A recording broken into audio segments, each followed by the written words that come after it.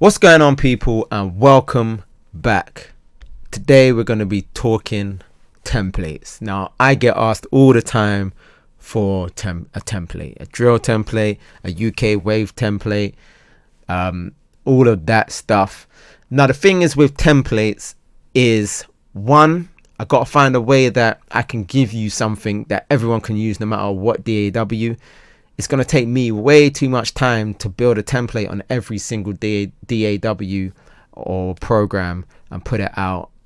You know, it's just, it's not doable for me right now, time wise, but also I'm not like, I wouldn't feel good just giving you just a template that I throw together, because it's not quite going to work the way you think. You're not going to be able to just chuck your stems onto my mix template and the track is done, because my mix template that I've built in here will be geared towards whatever track I build it around.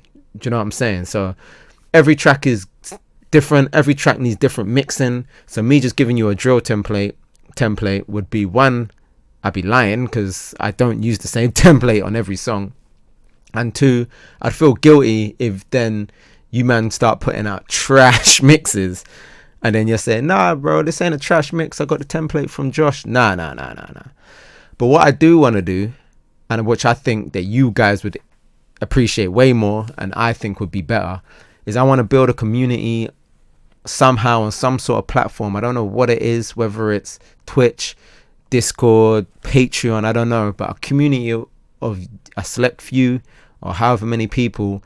And anytime that I do one of these videos, these tutorials, I'll give those people in the community my session, all of my stems, and of course the template of the session that I used. All of the plugins will be laid out for you.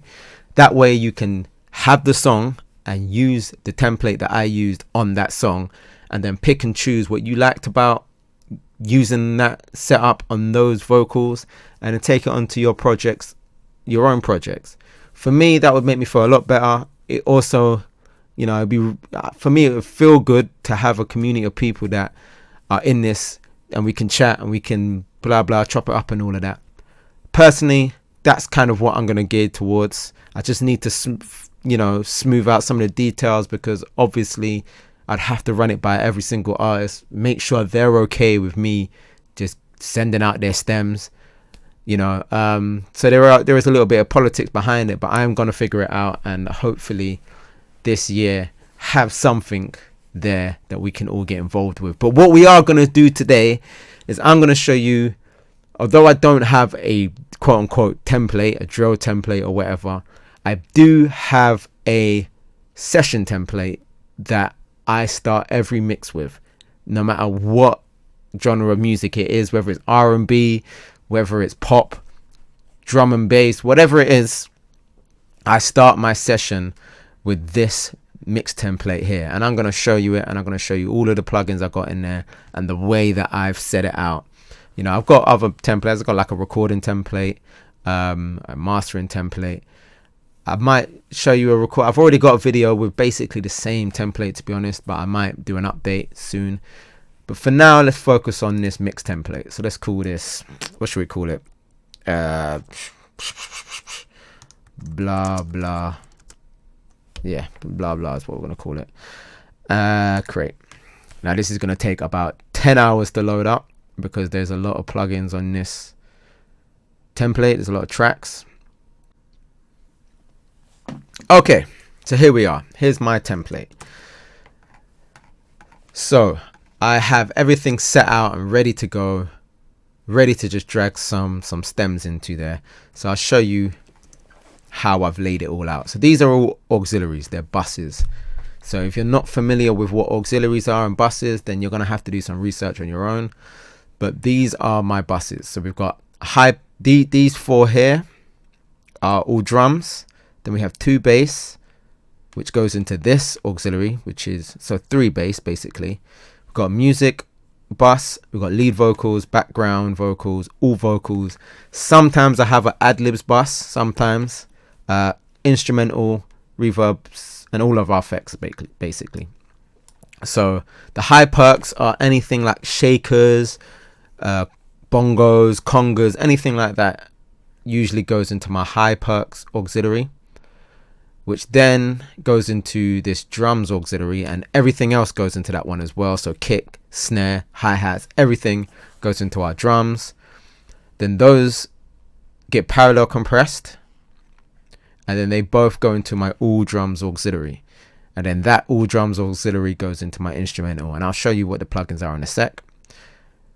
So everything there goes into our instrumental auxiliary. Then we have the bass, low and high. So I like to split the bass into the high frequencies and the lows, and I like to put, you know, plugins and mix them differently and separately. And that's basically so we can get the sub sounding, the low end sounding really bassy and shake your car, and then the highs we still want to sound, you know, maybe wide. We want it to sound good in phone speakers, laptop speakers, and all of that. Then those two, they both go into our bass auxiliary, which then goes into our instrumental auxiliary. All right. So, and obviously, lastly, we have the music bus, which is, you know, strings, synths, pianos, anything that's not drums or bass basically goes into our music auxiliary, and that also goes into our instrumental. All right. So just think of it as a stream. So everything just streams down to the instrumental. So these three stream down to all bus, which streams down to instrumental. These two streams to bass, which then streams to instrumental, and then music obviously goes to instrumental. Now, if this is all going over your head, then you probably want to take a step back and do some research into auxiliaries. But it is a big part of mixing, and it's something that you're not going to be able to ignore. You're going to have to learn about it sooner or later. If you want to take your work to the next level, then that's an essential thing to do. All right. So then we have our lead vocals and our background vocals, which both go to our all vocals bus, but also all of my effects go to my all vocals. And that's just so that when I mute my vocals, I can't still hear the effects, because that's what will happen. You'll mute the vocals and you'll still hear the reverb and the delay. I don't want that. I just want to be able to mute it all, and it all just gets muted. And then everything goes to this auxiliary called all, this bus called all.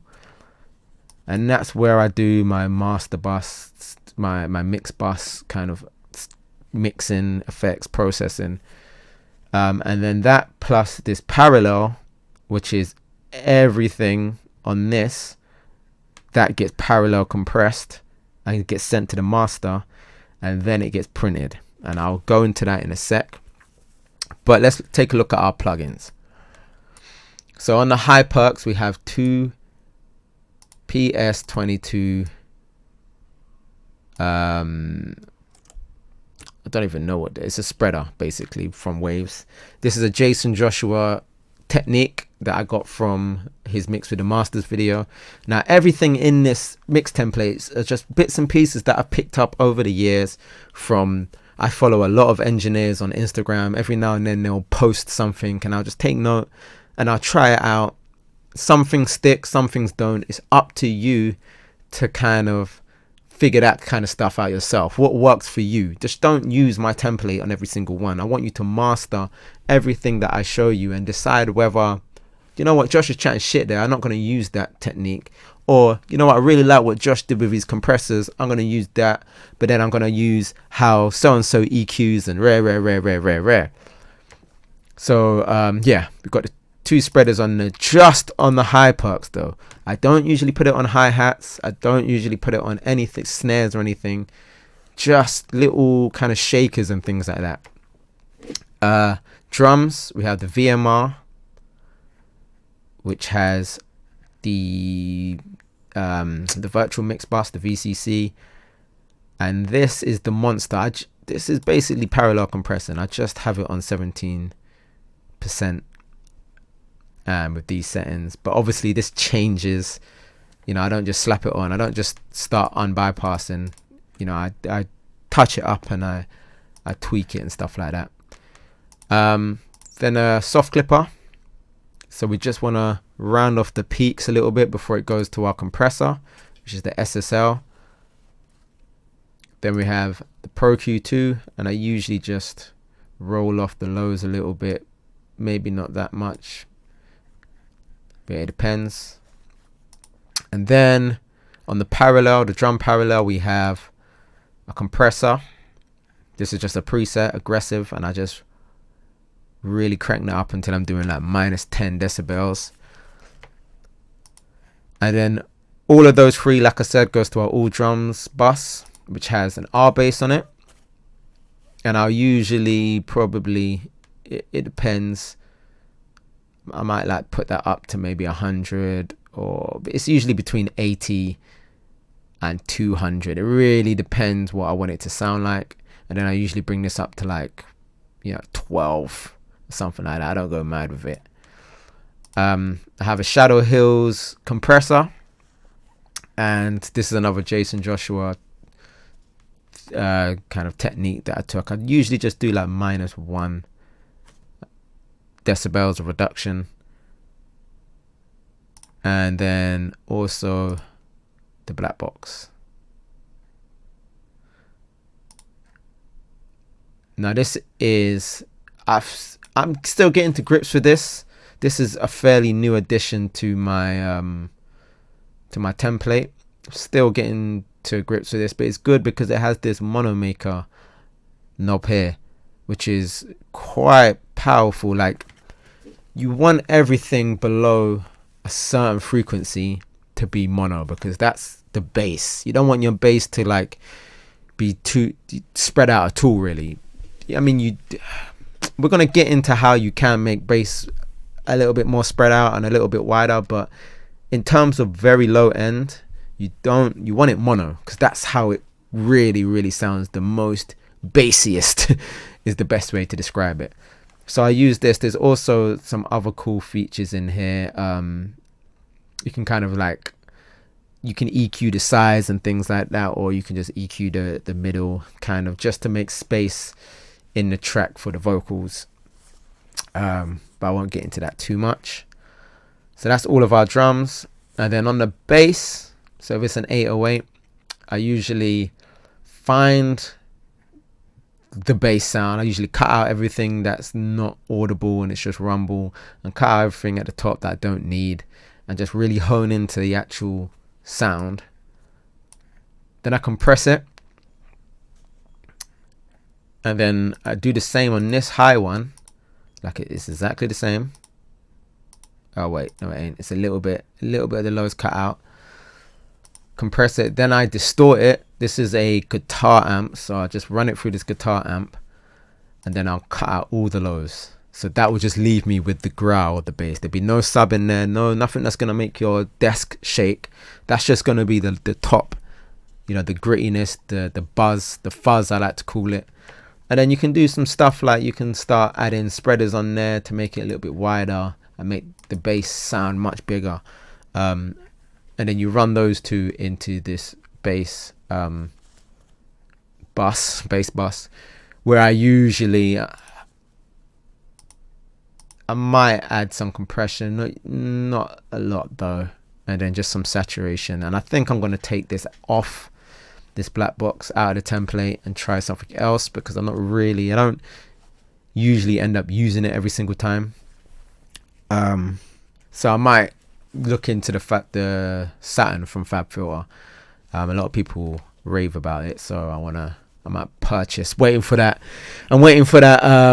what's it called, Black Friday sale though. I'm gonna wait for that next month. I should be copying that. And that's our instrumental basically. And then on the instrumental bus, I have the Hornet song key, so I can figure out what key the song is in, and then add auto tune or whatever if it need be. So that's our instrumental. And then on our lead vocals, I left the gap there because usually I'll add a compressor there or something. It really depends on what the vocal comes in as. If the vocal already has compression on there, then I probably won't, but it really depends. Sometimes also I put a bit of distortion, the lo-fi on there as well. But I like to use, and like I said in my previous video, I like to use SSL EQs because you really have to use your ears. You're not getting distracted by any visual aid or anything like that. You really have to use your ears to hone in on the frequency you want to cut. And this is usually cutting. I do at the very beginning. And yeah, you can just trust your ears on that one. Do you know what I'm saying? Then we have the R compressor. And I've used the R compressor everywhere on this. And I love this compressor, man. It's just a good compressor. It's good for everything as well. I'll show you as well. I'm going to load up some stems onto this template and I'll show you how you can like use it with kick drums. But yeah, R compressor, a Pro Q2, a VMR, which I'll usually probably put another compressor on there, or maybe like an Airy Q or something like that. But that's there. Multi-band compression. Don't always use multi-band compression, but when I need to, this is the one I go for. And then 2 C6s. And we're just doing like really small cues and just like really to hone in on certain frequencies. And a lot of the time I don't even use these. I won't lie to you. Mainly singing, mainly like singing vocals, R&B or whatever. I'll use the C6s. And then they go to my all vocals, which has nothing on there at the moment, but I might put a soothe on there, or I might put de-essers on there, things like that. Depending on how many background vocals, I might put a bus compressor on there. It really depends. So next we have our effects, and you've seen my reverbs. They don't change. If you want to see what reverbs I use, check my previous videos. They haven't changed in months, probably in a year. Then our all bus has this bad boy. Then a Pro Q2, VTM tape machine, another soft clipper, and then a bus compressor. And then this at the bottom here is just a meter, and I've got a meter on my desk, but I like to cross check it with this as well sometimes. But it's just to make sure I'm not, I'm at a good level and stuff like that. And then I parallel compress everything on here using an SSL compressor.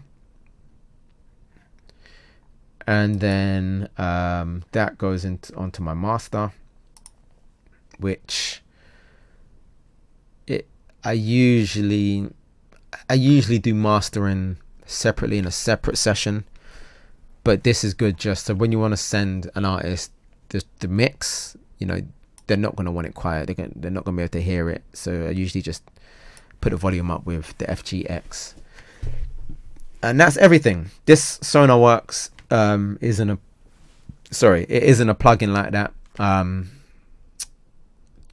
Do some research on what that is, because I'm not going to go too deep into it, but it's not a plugin. It's I'm not even going to explain it. It's long, so just check that out. Do a Google search and it will be apparent what that is.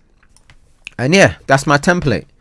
That's how I start every single session. Every single session that I've ever mixed will be a template, either this or an older version, which is just the same thing, just little plugin differences. And this chop and changes, like I won't just put the stems in and then unbypass all of these. Like I'll swap these out. I might swap the VMR for something. I might swap that for something, and then in the gaps I'm going to put something in there. Sometimes the spreader doesn't work, so I'll take them off. This isn't set in stone, which is another reason why I just don't want to give you templates, because I think people are going to think that it's set in stone and they're going to use it on every single song, and it just doesn't work like that. All right, so let's get some stems in here.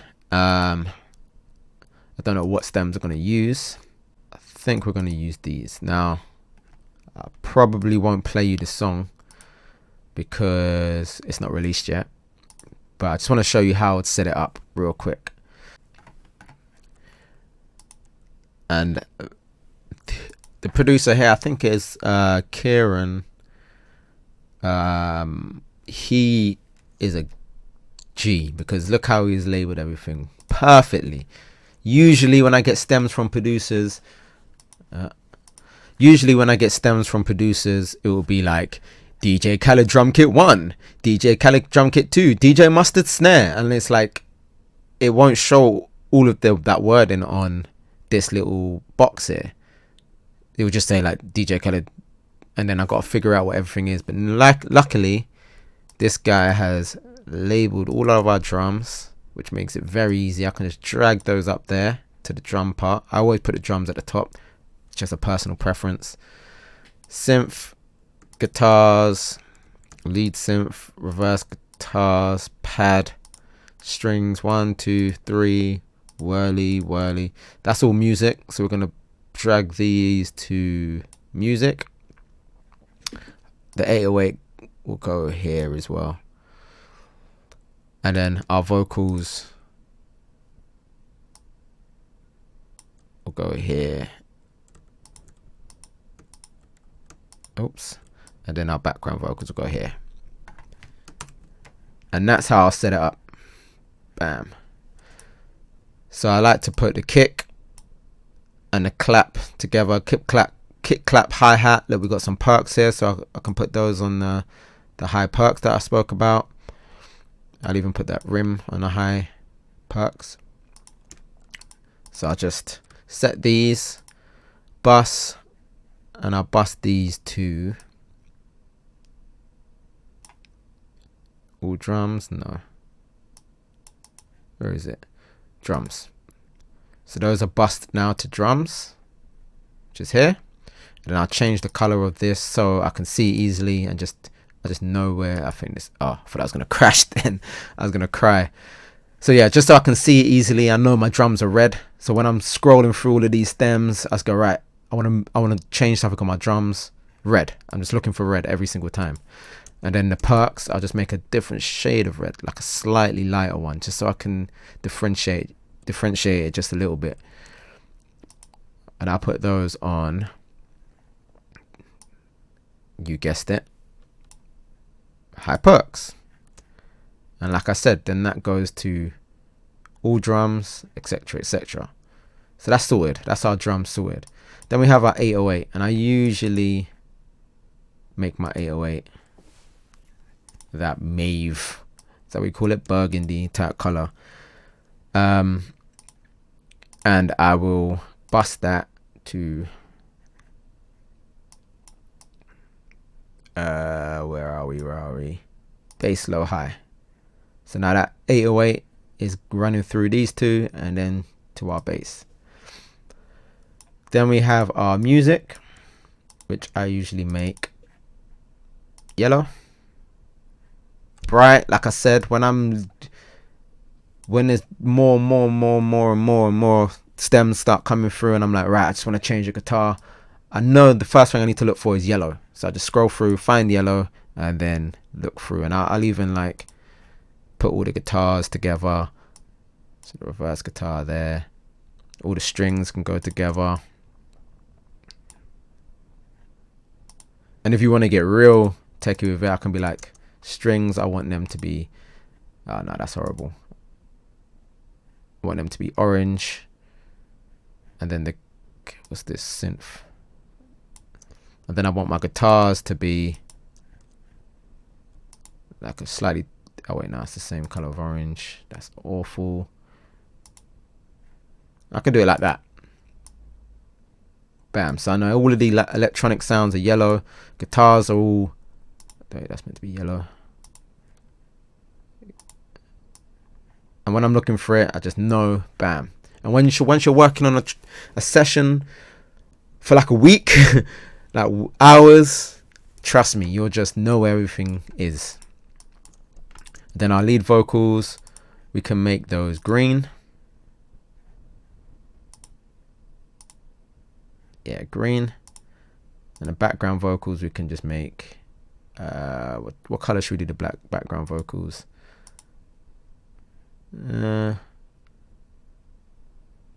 Yeah, fuck it. I don't usually do it that color, if I'm honest, but for the sake of this video, we'll do it. And yeah, oh yeah, I didn't bust this stuff, so let's bust our music. I won't lie to you, I don't usually do 3 different colors for music. Usually I just make it all one color, but just to make a point, I've done it in 3 different colors. Music, and then lead vocals,